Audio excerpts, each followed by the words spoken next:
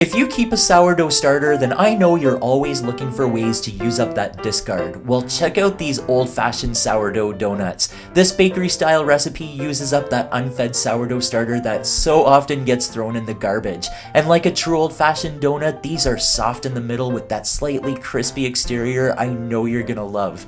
We're gonna start out with 2 cups of all-purpose flour, and to this we're going to add a little bit of leavener. We have here 2 1/4 teaspoons of baking powder. Next, we're gonna add in a 1/4 cup of sugar, and we can't forget that all-important 1/2 teaspoon of salt. And last but not least, a few grates of fresh nutmeg. This is totally optional, but it does add to that good old-fashioned flavor.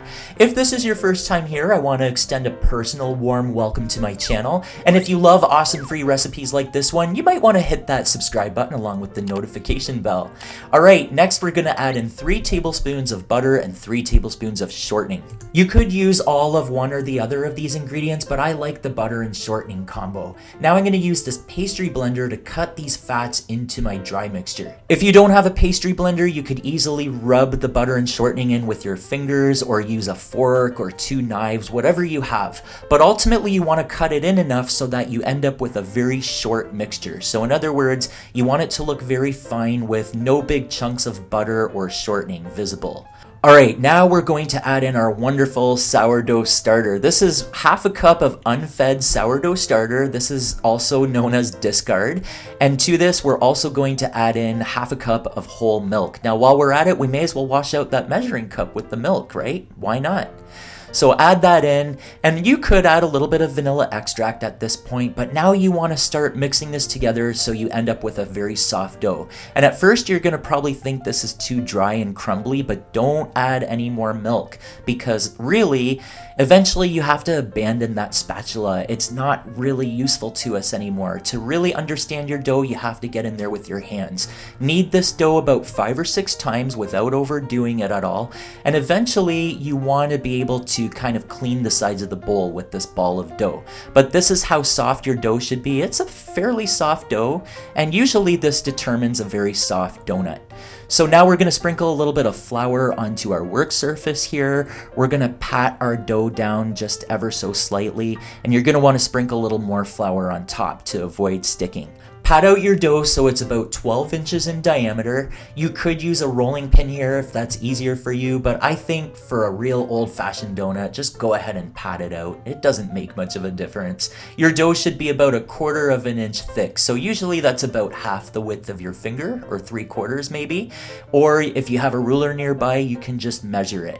Alright, now we're going to punch out our donut shapes, and I couldn't find my cookie cutters today, but I always know that using a mason jar lid works just as well. I think this lid's about 3 inches in diameter.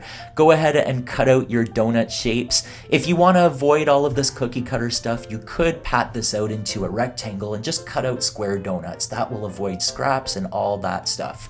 But a bench scraper is really handy here to lift those shapes off the counter, and you can re-roll your scraps as many times as you need to. So I'm going to get a few more little donuts out of here. Ultimately, you should end up with anywhere from 12 to 13 donuts. Alright, now you could cut holes, like little donut holes, but I don't like dealing with donut holes, so I usually just dip my finger in some flour and I make the hole by hand like this. And just a little hint here, make this hole larger than you would think, because these donuts are going to expand quite a bit when they go into the fryer. Now for these donuts, I always like to use oil that is the deep frying temperature, and that's usually between 350 to 360 degrees Fahrenheit. Once our oil is hot enough, I'm going to drop about 4 donuts in at a time for this much oil. Now if you wanted a softer donut, you could fry these at maybe 330, 340 degrees Fahrenheit, but for an old-fashioned donut, they should be a little bit crispy on the outside. They're going to take about 3 to 5 minutes on each side, and usually when you flip them over, they take a little less time. But in the end, this is about how golden brown they should look when they come out. This is about 6 to 7 minutes altogether cooking time. We're gonna drain these onto our paper towel and we're gonna fry all of our donuts exactly the same way. So I got 13 donuts out of this batch, Baker's dozen. So while the donuts are nice and hot, I'm gonna take this mixture of half a cup of sugar and 2 teaspoons of cinnamon, and I'm gonna just douse them in this mixture. This is gonna give our donuts a beautiful crunchy exterior also, and it's gonna add a really nice sweet spicy flavor, just like a good old-fashioned donut should be.